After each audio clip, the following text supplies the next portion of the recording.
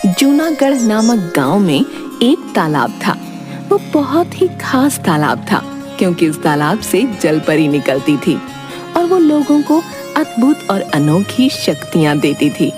गांव के सभी लोग उस जलपरी से मिलने का इंतजार करते थे ताकि वो जलपरी उन्हें भी अद्भुत और अनोखी शक्तियां दे। उसी तालाब के पास एक छोटी सी कुटिया थी और उसी कुटिया में दो साधु रहा करते थे। उन दोनों साधुओं ने जलपरी को देखा था और उस वक्त जलपरी ने उन दोनों साधुओं को एक बहुत ही खास, अद्भुत और अनोखी शक्ति दी थी। बाबा जी प्रणाम। हाँ बेटा, बोलो क्या बात है? बाबा जी एक कृपा कर दीजिए।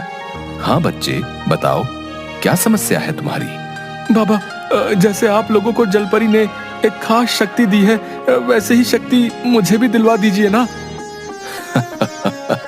वाह बेटा वाह, तुमने कितनी आसानी से कह दिया कि तुम्हें भी हमारी जैसी शक्तियां जलपरी से चाहिए।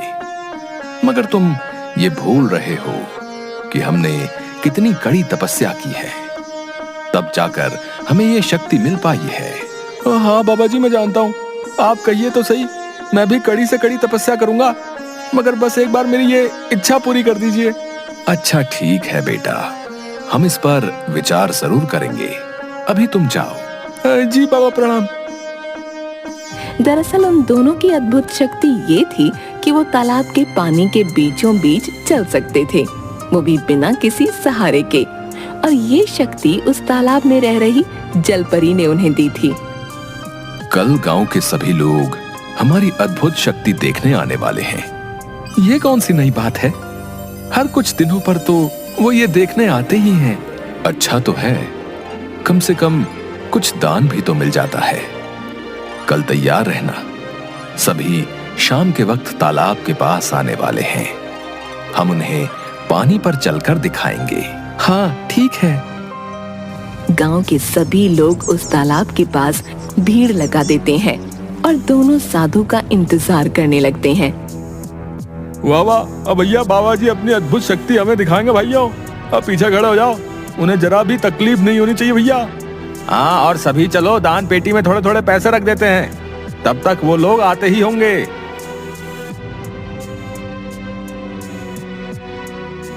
कुछ देर में दोनों साधु वहां आते हैं। अरे देखो देखो देखो, बाबा जी आ गए। बाबा जी की जय, बाबा जी की जय। आप सभी शांत हो जाइए।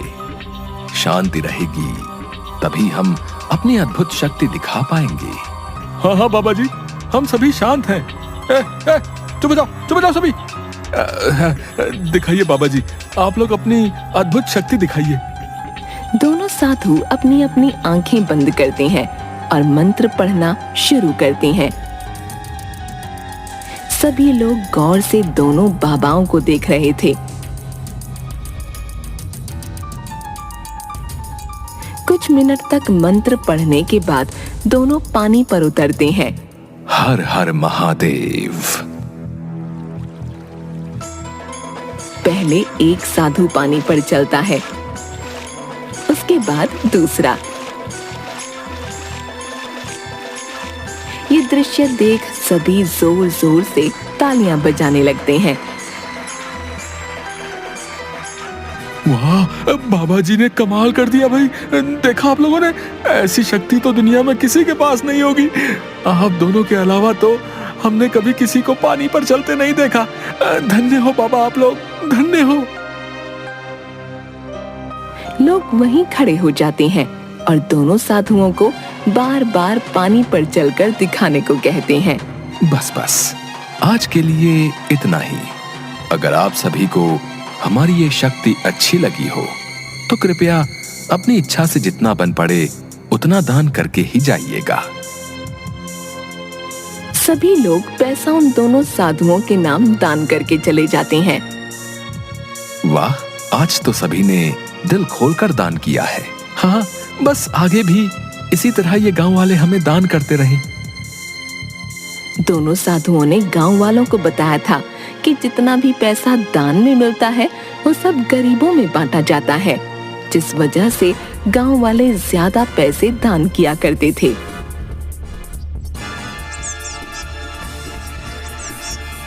एक दिन जब वो दोनों साधु पैसों की गिनती कर रहे थे, तभी एक आदमी उनकी कुटिया के बाहर आता है।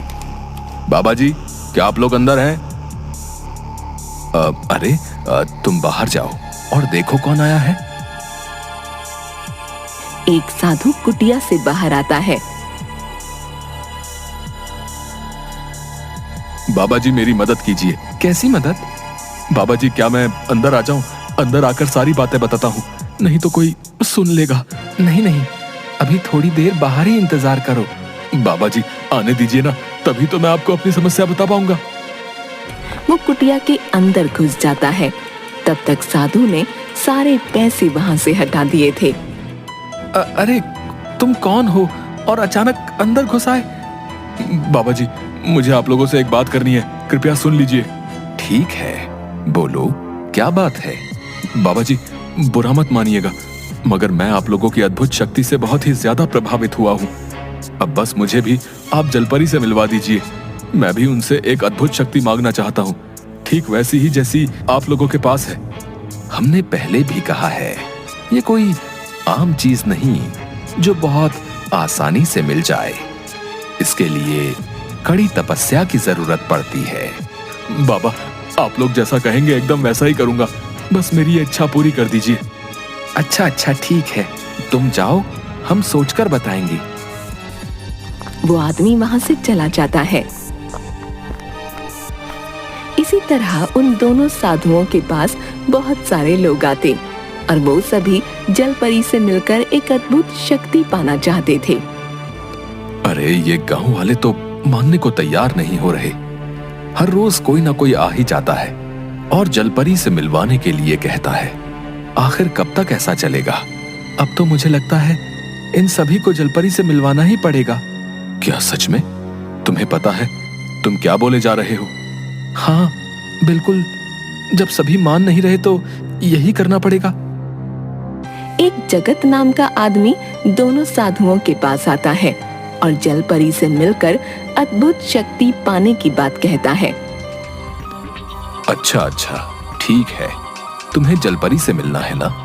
चलो, हम तुम्हारा ये काम करेंगे, मगर जैसा कि पहले भी मैंने कहा था, ये कोई आसान काम नहीं। आप दोनों जैसा कहेंगे मैं वैसा ही करूंगा।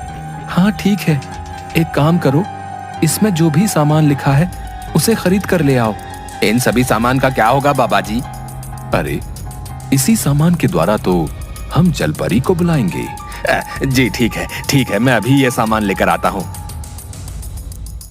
जगत बाजार जाता है। अरे 20 किलो चावल, 20 किलो आटा, 5 लीटर घी, 4 लाल साड़ी, 4 डब्बा चूड़ी, 2 सोने की कान की बालियां। इतना सारा सामान मैं अचानक कैसे खरीदूं भाई? जगत इस पर कुछ देर सोचता है। चलो कोई बात नहीं, जलपरी से मिलने के लिए इतना तो कर ही सकता हूँ।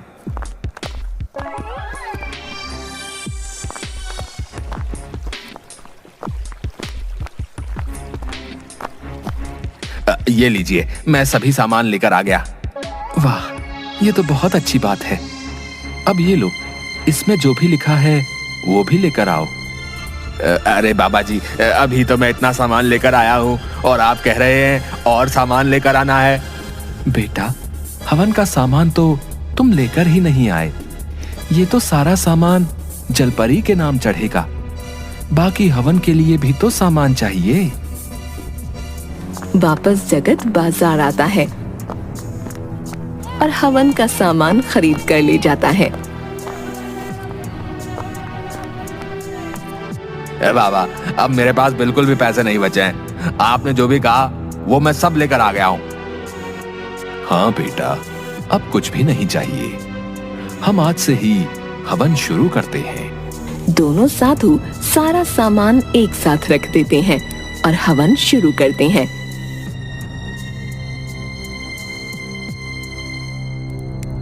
बाबा, क्या मैं तालाब के पास जाकर देखूं, कहीं जलपरी आई होगी तो? हैं? नहीं बेटा, आज तो पहला ही दिन है। हवन के 7वें दिन हम तालाब के पास जलपरी को देखने जाएंगे।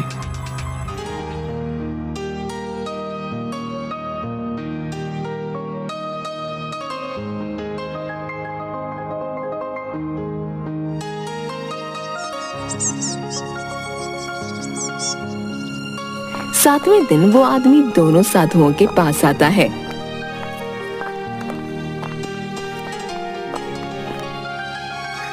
क्या हुआ बाबा जी, आज तो जलपरी आएगी ना? आएगी ना? बताओ बताओ। हाँ जरूर। वो दोनों साधु जगत को तालाब के पास लेकर आते हैं, आंखें बंद करते हैं और मंत्र पढ़कर कहते हैं, नहीं बेटा, जलपरी कह रही है वो तुमसे प्रसन्न नहीं हुई है। शायद तुमने कुछ पाप कर रखा है, इसलिए वो तुम्हें नजर नहीं आएगी। मगर बाबा जी, फिर वो सभी सामानों का क्या हुआ जो मैंने दिया था? अब वो तो जलपरी के नाम चढ़ गया और उन्होंने उसे ले लिया था। अब वो उसे वापस तो नहीं ही करेंगी। ये सुन वो आदमी बहुत दुखी हो जाता है और वहां से चला जाता है। इस तरह वो दोनों साधु पूरे गांव में सभी को जलपरी से मिलवाने के बहाने ढेर सारा सामान लेने लगते हैं।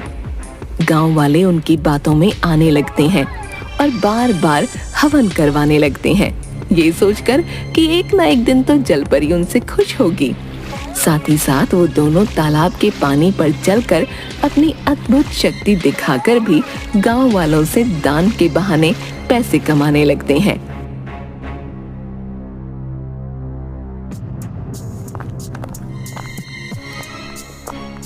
एक दिन जगत सोचता है, बस एक आखिरी बार जलपरी को खुश करके देखता हूँ। आज के आज बाबा से मिलने जाता हूँ। जगत शाम के वक्त उन साधुओं की कुटिया की ओर आने लगा। उस वक्त दोनों मिलकर सारे पैसे गिन रहे थे।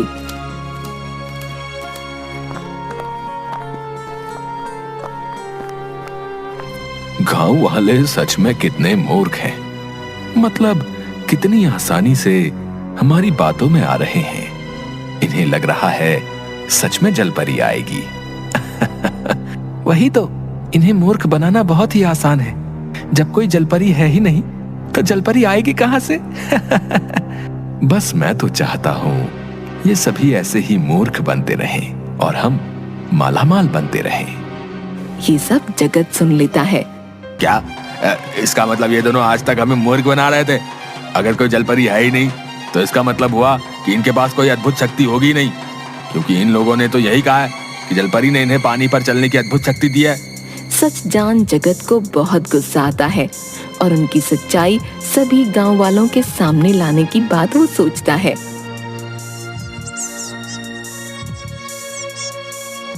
कुछ दिनों बाद वापस साधु तालाब पर चलकर दिखाने आते हैं। तभी जगत कहता है, अगर आप सभी सच में पानी पर चल सकते हैं तो आइए यहीं पास वाले तालाब के पानी के ऊपर चलकर दिखाइए। जगत की बात सुन सभी हैरान रह जाते हैं। अरे जगत, तुम पागल हो गए हो क्या? है ये क्या बोले जा रहे हो? ये दोनों ये काम नया थोड़े ही कर रहे हैं जो तुम इन पे शक कर रहे हो? नहीं नहीं, अगर ऐसा ही है तो ये मेरी बात को स्वीकार करें और वहां चलकर दिखाएं। अरे तुम शांत हो जाओ और जाओ यहाँ से। अगर तुम्हें ये नहीं देखना तो इन्हें देखने दो। नहीं नहीं, मैं कहीं नहीं जाऊंगा। आप दोनों पास वाले तालाब के पानी पर चल के दिखाइए यहाँ। अरे बाबा जी, आप लोग इसकी बोलते बंद कर दीजिए और वहां पे चलकर दिखा दीजिए। सभी जबरदस्ती दोनों साधुओं को उस तालाब तक लेकर आते हैं।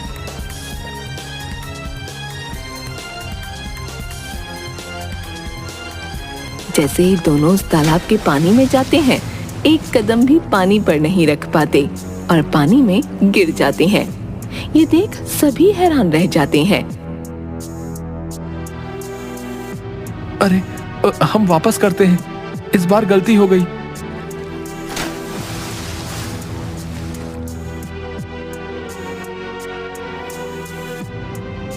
बार बार करने पर भी वो पानी पर चल नहीं पाते। इसका मतलब जगत सही कह रहा था, इन लोगों के पास कोई अद्भुत शक्ति नहीं। जगत तुरंत उसी तालाब में कूद जाता है जिस पर वो साधु चलते थे। तब उसे पता चलता है कि उस तालाब के नीचे जगह जगह पत्थर रखे हुए हैं जिसकी मदद से वो दोनों पानी पर चलते थे। देखो आप सभी, इस पत्थर की मदद से ये दोनों इस तालाब के पानी पर चलते थे। दोनों मुंह छिपाकर भागने लगते हैं।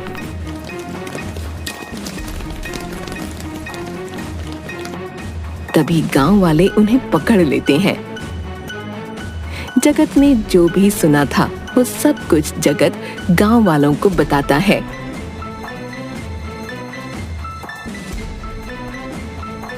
अब बताइए जरा, आप लोगों ने ऐसा क्यों किया, बताइए। अब हमें माफ कर दो। अब दरअसल हमने झूठ बोला था कि जलपरी ने हमें अद्भुत शक्ति दी थी जिसकी मदद से हम पानी पर चल सकते हैं। असल में तो कोई जलपरी है ही नहीं और न ही हमारे पास कोई अद्भुत शक्ति है।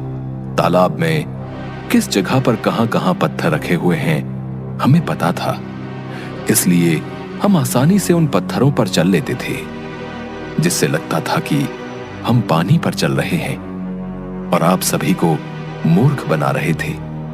हाँ, और जब सभी हमारे पास आने लगे और जलपरी से मिलने की जिद करने लगे, तब हमने आप सभी से झूठ बोला कि जलपरी को खुश करने के लिए हम हवन करेंगे। वो सारा सामान हम ही रखते थे, जलपरी नहीं, और दान के बहाने भी जितने पैसे आप लोग देते थे वो भी हम ही रखते थे। ये सुन सभी गांव वाले बहुत गुस्सा हो जाते हैं और उन्हें मारने लगते हैं। तभी वहां पुलिस आ जाती है और दोनों को पकड़कर ले जाती है।